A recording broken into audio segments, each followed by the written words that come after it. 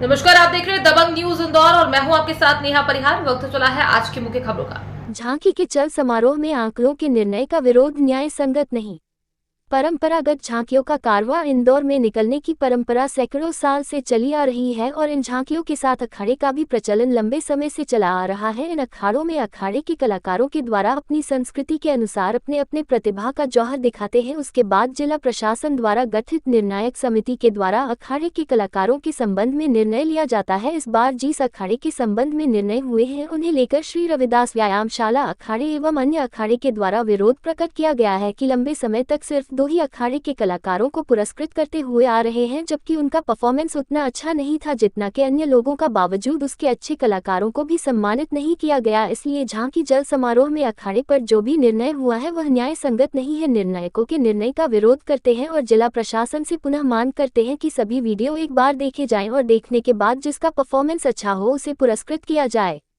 पत्रकार वार्ता में मौजूद थे कमलपल उस्ताद, मिथिलेश कैमरे, करण सिंह लोगरे, शेरा बामने, राजेश लोहिया, महेंद्र जोहरी, हेमंत वर्मा, उदित मंडलोई, अकबर पटेल, आनंद लखरे, गुलशन मोहविया, मुन्ना बुंदेला मौजूद रहे। जो सूची जनहित में जारी करी थी फर्स्ट, सेकेंड, थर्ड, फोर्थ, अगर वो वाकई व्यवस्थित करी गई थी तो ये उनकी प्रतिलिपि देखिए इसमें कितनी काटा पीटी। आप यहीं से समझ जाइए किसको ये देना चाहिए, किसको करा। ये उन्हीं का लिखा हुआ है, सब लोगों की साइन भी इसके अंदर है। काट काट के नाम लिखे गए, या तो पहले नहीं लिखे। देखो सर, आप ही खुद देखिए, काट काट के नाम लिखे। ये इनकी ओरिजिनल है, ये इनकी ओरिजिनल कॉपी है जो उन्होंने निकाल के, मैंने तो नहीं काटा, ब्लैक पेन से उन्होंने काटा, सारा उनकी साइन करके दिया। तो जहाँ इतनी धांधली चल रही है उसके लिए आगे आप लोग को भी कदम उठाना पड़ेगा, तो ये परंपरा अपन आगे चला पाएंगे। और जितने भी निर्णायक मंडल में लोग बैठे हैं इन्हें तुरंत चेंज करा दिया जाए। बालक लिखा है कि बालिका, उनको यही नहीं मालूम है। लास्ट ईयर मेरे अखाड़े को इनने लग दिया गुरु रविदास व्यायामशाला। मेरा गुरु व्यायामशाला है ही नहीं, श्री रविदास व्यायामशाला है। हम भी ढूंढ रहे थे कि इंदौर में अखाड़ा कहाँ का है, गुरु व्यायामशाला कहाँ से। इनको लिखते ही नहीं आ रहा सब। यहाँ अभी कितने अखाड़े आए हैं? 20 से 22 अखाड़े के लोग हैं। अब अगला कदम क्या होगा? अगला कदम अगर सुनवाई नहीं होगी तो हम कोर्ट में भी जाएंगे। हम चाहते हैं निर्णय कमेटी पूरी बाहर हो, नई निर्णय कमेटी बैठे। क्या अगले साल से नहीं मानते हैं तो अगले साल क्या बहिष्कार करोगे?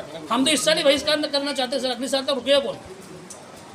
96 साल से जो गणेश उत्सव की परंपरा चली आ रही है उसके अंतर्गत पहले जो निर्णायक कमेटी में लोग बैठते थे वो शस्त्र कला के जानकार थे, 1-2 लोग उसमें कुश्ती कला के जानकार थे। अब उनको हटाने के बाद जो शांत हो गए या नहीं है, उनके एवज में जिन लोगों को इन्होंने बिठाया है या तो वो किसी अखाड़े से संबंध रखते हैं, तो ये निर्णय की जो बंदर बांट होती है, कोई फलाने अखाड़े से बैठा है, कोई फलाने अखाड़े, वो अपने अपने अखाड़े को पूछकर करके और जो ओरिजिनल शस्त्रकला है उसको विलोपित करने का काम कर रहे हैं। अभी आपने जो ऑब्जेक्शन लिया है किस चीज़ को लेकर? ऑब्जेक्शन हमने निर्णय को लेकर लिया है कि हम पिछले 15 साल से देखते आ रहे हैं। पहले 1984 से 94 तक ये प्रथा थी कि एक ही आदमी प्रथम आता था। अब इन्होंने क्या करा कि 2 प्रमुख अखाड़ों को, एक को प्रथम 2 खेल इन्हें डाल दिए, 7 मिनट उसमें लगते हैं। प्रशासन हमको अखाड़े को लगाने की परमिशन ढंग से देता नहीं है। सिस्टम में लगाने के लिए इस बार क्या हुआ कि दूल्हा को आगे कर दिया, मतलब झांकी सारी आगे और अखाड़े पीछे धक्के खाते हुए आओ आराम से। कोई प्रशासनिक व्यवस्था नहीं है। अपनी जेब के खर्चे से, पब्लिक से चंदा हुआ के ये लोग अखाड़ा निकालते हैं। इस परंपरा को जीवित रखने में अखाड़ों का महत्वपूर्ण योगदान है। लेकिन झांकी को, भैया ने बताया हमारे उस्ताद जी ने, कि झांकी को मदद मिलती है, अखाड़ों को मदद नहीं मिलती।